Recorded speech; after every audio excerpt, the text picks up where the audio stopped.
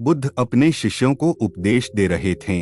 तभी एक व्यक्ति को बुद्ध की बातें अच्छी नहीं लगी। वह उठा बुद्ध का अपमान कर दिया। बुरी बातों को बार बार याद करने से हमारी परेशानियां बढ़ती हैं, मन अशांत होता है। इसीलिए दुख देने वाली बातों को भूलकर आगे बढ़ना चाहिए। इस संबंध में गौतम बुद्ध का एक प्रसंग प्रचलित है। गौतम बुद्ध अलग अलग क्षेत्रों में भ्रमण करते और अपने शिष्यों को उपदेश देते थे। एक गांव में वे उपदेश दे रहे थे। बुद्ध ने कहा कि क्रोध ऐसी अग्नि है जिसमें क्रोध करने वाला खुद भी जलता है और दूसरों को भी जलाता है। बुद्ध के प्रवचन सुनने के लिए बड़ी संख्या में लोग वहां बैठे थे। उन लोगों में बहुत गुस्से वाला एक व्यक्ति भी बैठा हुआ था। उसे ये बातें पसंद नहीं आई। वह अचानक उठा और बोलने लगा कि बुद्ध, तुम पाखंडी हो, बड़ी बड़ी बातें करना ही तुम्हारा काम है। तुम लोगों को भ्रमित कर रहे हो। तुम्हारी ये बातें आज कोई मायने नहीं रखती हैं। व्यक्ति लगातार बुद्ध को अपमानजनक बातें सुना रहा था।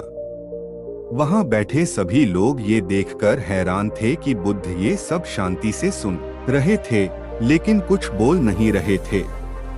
क्रोधी व्यक्ति बुद्ध को शांत देखकर और ज्यादा क्रोधित हो गया।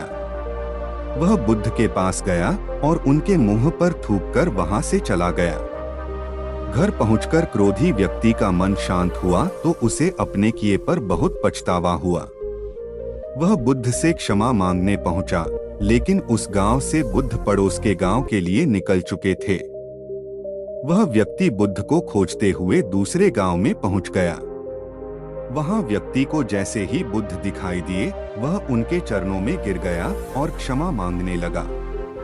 बुद्ध ने उस व्यक्ति से पूछा, तुम कौन हो और क्षमा क्यों मांग रहे हो? उस व्यक्ति ने कहा, क्या आप भूल गए? मैंने कल आपके साथ बुरा व्यवहार किया था, आपका अपमान किया था।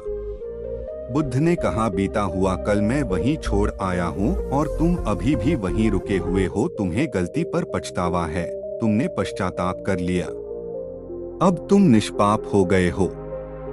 बुरी बातें याद करते रहने से हमारा आज बर्बाद हो जाता है। इस आदत की वजह से भविष्य भी बिगड़ सकता है।